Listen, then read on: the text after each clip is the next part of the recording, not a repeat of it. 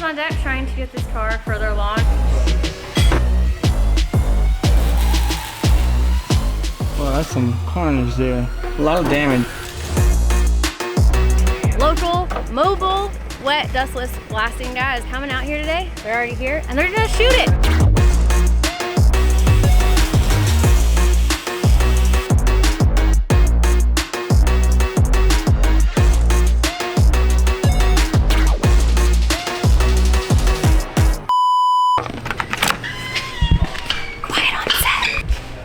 Right now, we're actually filming our third episode of the Fitment Industries like mini documentary they've been putting together around the entire FD craziness with their two drivers, me and Colin. So if you guys want to check it out, they already have 2 episodes out and you should go check them out. It's really, really cool and a different perspective because we've had no say really and they're just there capturing stuff. So it's a really good behind the scenes of everything that's been going on at FD. So you should go check it out on their YouTube channel and we'll put that in the link in the description.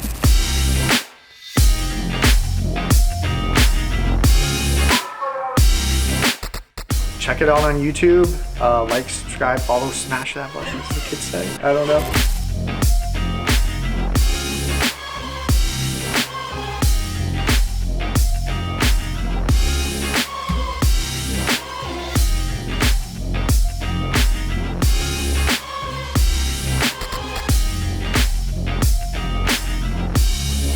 Alright guys, right now we're doing the strut tower reinforcement plates and we're also doing an opening for the Wisefab angle kit. As you can see, normally on a BC coilover, if you look down here, the strut is gonna be within this circle.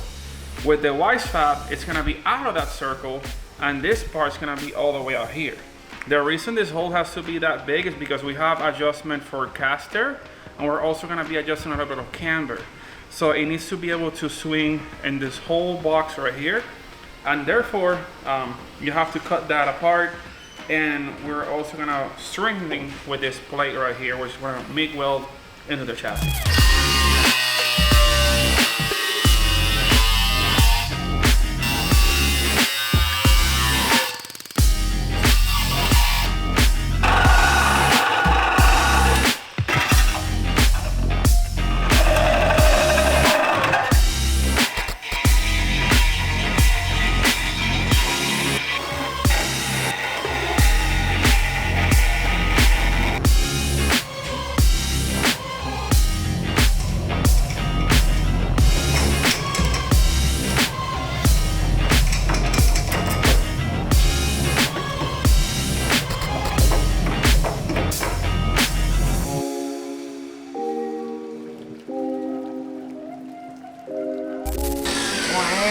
Well, it's pretty good. That's pretty dang good, dude.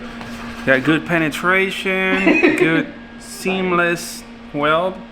Of course, you know, I still use the dot method. You can do that very easily to control the heat. If you try to do a continuous weld on thin metal to a plate, it's very, very easy to burn through this thin part. So what I do is I do the dot method where I go boom, boom, but I time it. So you keep the heat, you keep the puddle at a certain temperature and make sure you have proper fusion, you have uniform weld and good consistency between the thick plate and the thin part. Like if you look on the front over here, you'll see how well it blended, where it has good penetration there. It didn't blow a hole on this part where it welded seamless, it filled the gap and also welded really good onto the thick plate. That's what you want. You don't want to like put too much heat on the plate and then too little on the other one because it might have a cold, ugly weld, but you want it to fuse good and be very structural. So that's what we did here. Speaking of penetration, look at the backside, right? If you see the backside, whenever you're welding, you want to get like basically the drawing of the bead on the backside. If you see that white part, that's that it went all the way through and we have full penetration on that metal. That's exactly what we want to see. Much more that and you see a hole through it. No, you don't see the line, you were too cold. So that's where you want it.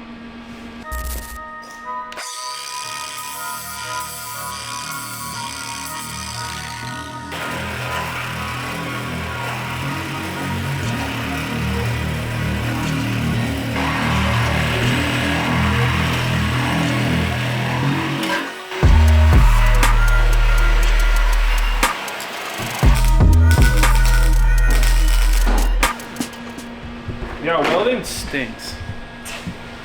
Literally. What are you welding right now, dude? Well, this is a plate where I cut out this pipe from the other car. Yep. And it's going to go basically like this. Oh, beautiful. Yeah. So basically it's like a reinforcement plate? Yeah, this makes the strut tower a little bit stronger by bracing it from the frame rail. Got it. This is also allowed by FD. This is as much as reinforcement as you can do on their front end by with staying FD legal.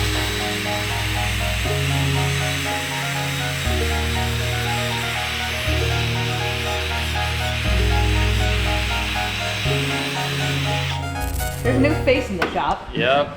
Introduce yourself to the people. I'm Michael. I'm Collette's spotter and part-time away from home emergency car builder. Right now I'm just pulling out all these extra plates to seal off all the smoke, and then for the rear firewall, that way it's fully closed off from the driver compartment per FD rules. So all of these go like in places like, bam, like up in there. Oh, jeez. And they seal this back compartment because in that big hole right there, Oh, this hole. yeah, that big one. Yeah, the fuel cell goes there. So it needs to be separated from the driver compartment, or else if there's a fire or anything like that, you're in danger. Danger, fire close. Okay, cool. So Yeah. you seal that all off, and you're taking them out of this car? Yeah, just popping them all out.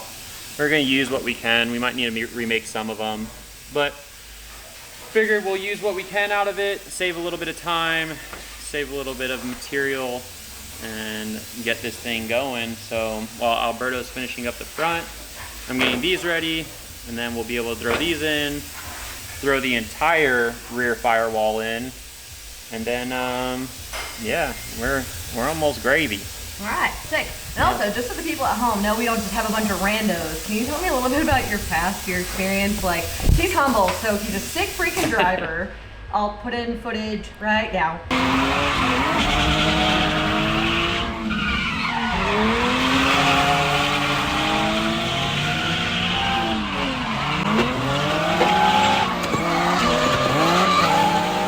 Boom. Okay, and he also works on cars, he does all kinds of stuff. But Yeah, so I'd been spotting for a while. Spotted for Alec Onadale, spotted for Blake Olson. Been driving for a bit. I own a fab shop in Vegas, so this is kind of just another day at work, you know, doing the thing. So just building race cars, having fun, living the dream. Being humble. All right, here we go. Giddy up, partner. Back to it.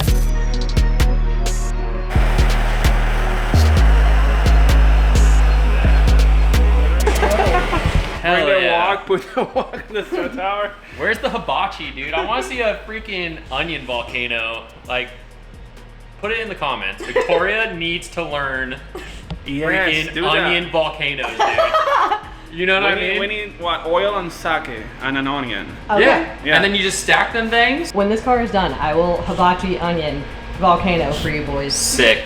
You need to do the egg trick too. Oh. You know, Oh, like- shit. Do the little spin, catch it on the spatchy, woo, throw it up, boom. All right. Yeah. I'll get practicing. Yeah. All right. So basically what I do here, I basically burn the paint and it comes out so easy. Like,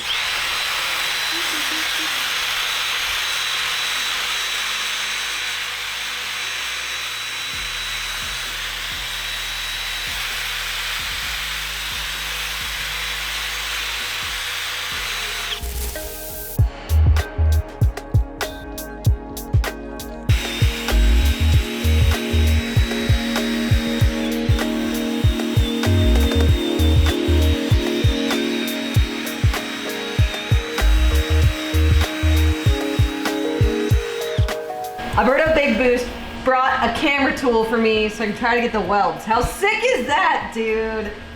Legend. So thoughtful. I'm gonna do this one so you can kind of test the light. Yeah, let's test the light.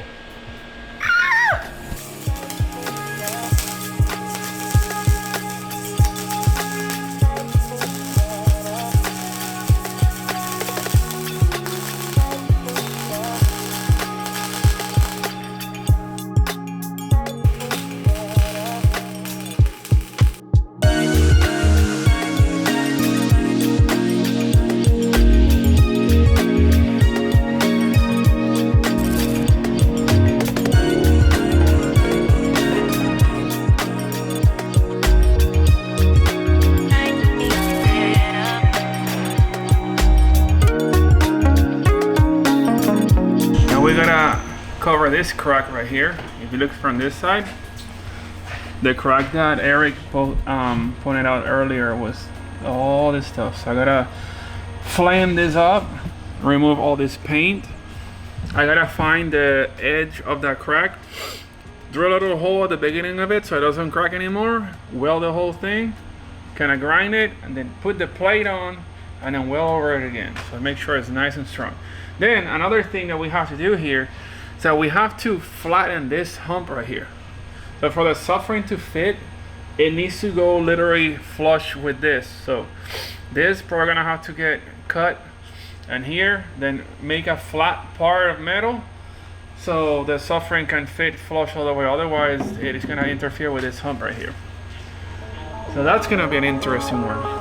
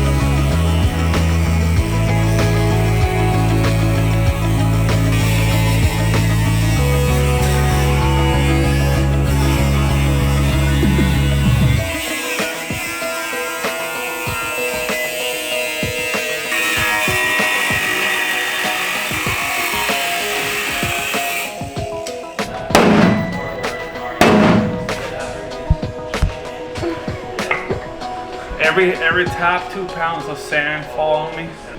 I have to massage it to form to the new shape that I want it to be.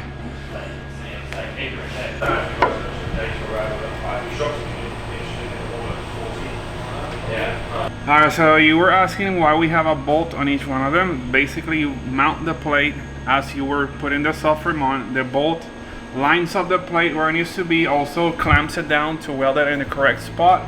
And very important about having the bolt is that you gotta make sure that the hole is clear, so where you're gonna mount it, it doesn't interfere or the bolt has to go in sideways or anything. So making sure that you have the bolt on there will guarantee that it fits and it holds it in place for welding. You're like an angel right now with the light hitting you, dude. Oh. Okay. On this side, like, you'll see that it has a bunch of gaps here, so I'm gonna like weld the bottom and then start massaging it with the hammer and blend it into the shape of the car, and then weld it in place little by little so it all, like, there's no gaps. You don't want to just weld a bunch of gaps there. Picasso. Yeah, so cool pro tip, when you're welding overhead, you will have to up your wire speed, otherwise you'll notice that the slag will start coming down onto the welder, so you have to like speed up the wire to keep the weld pull on the piece, otherwise you'll want to come down into the gun and start getting stuff in there. Then when you're welding flat again, make sure to turn it down again, otherwise it's gonna sputter like crazy.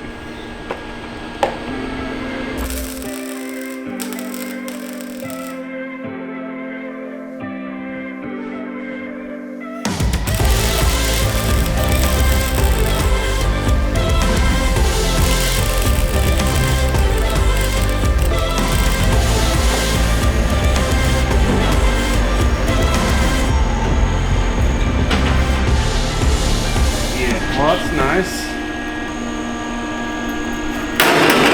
Well, boys, that's it for today.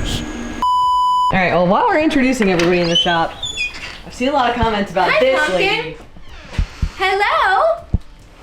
Introduce yourself to the people. I am Kim. Okay, what do you do here? I am Colette's business development manager. Okay, so what does that mean? Yes.